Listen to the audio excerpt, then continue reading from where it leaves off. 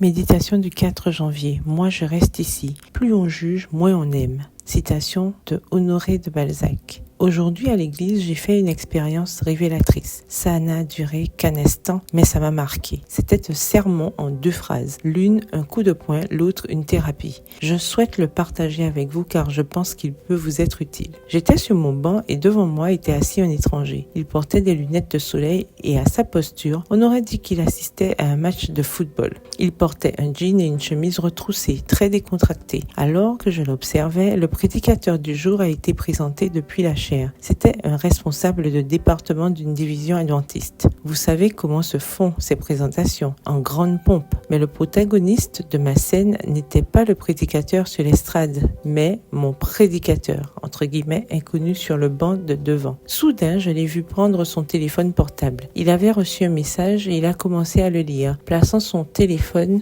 d'une manière que je puisse le lire aussi. Ce message disait « Ces gens se croient supérieurs à nous, je m'en vais ». J'étais pétrifiée. Je fais habituellement partie de ces gens, entre guillemets. Je suis généralement invitée à prêcher dans des endroits où je ne suis jamais allée, devant des gens que je ne connais pas, et on me présente en grande pompe. Je me suis dit, ce doit être ainsi que beaucoup de gens me jugent. Cela m'a fait mal. Mais mon sermon a eu une fin heureuse. Sans se laisser décourager, l'inconnu a écrit, alors que je voyais chaque magnifique lettre s'afficher à l'écran, ça n'a pas d'importance pour moi. Je suis ici pour louer Dieu. Je reste. Merci mon Dieu pour l'authenticité chrétienne qui existe encore et me motive à continuer d'essayer d'être authentique. Merci cher étranger de me rappeler que nos jugements ne sont pas la réalité. Nos pensées ne sont que cela, des pensées. Ce ne sont pas des faits, comme l'a d'ailleurs démontré l'homme du ministère sur l'estrade.